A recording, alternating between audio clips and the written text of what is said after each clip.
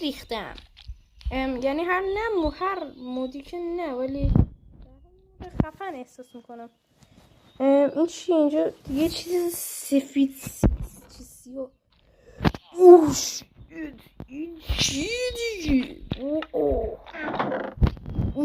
اینا رو من میشناسم داداش. رایفل بده، انگار بخوام کال آف موبایل پلی بدم. واسه ببینم.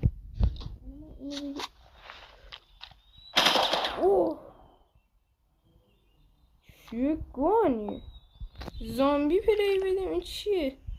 زامبیه؟ چی زدی داداش؟ دو درست چیز درست بنویس. چند نمیشه راست؟ چرا از هم اول نکنده؟ خب اشکال نداره، همه کانال برمیدارم.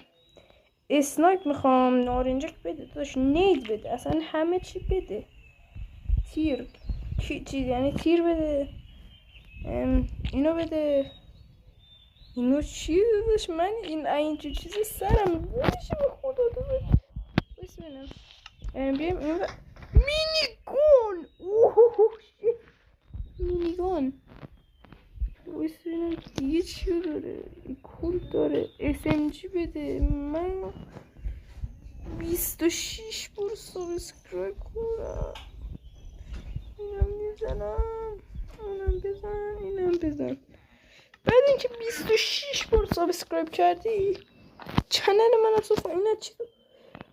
چه جالب. میتونیم از تیر درست کنیم بچه ها. میدونستید از تیر میتوانیم تیر درست کنیم. پس الان من اینو درست بکنم. پس شاتگان بده. ما شاتگان پلیری مثلا تو بازی میکنم کنار احمقای دلغه که اسکلای خنگی به درد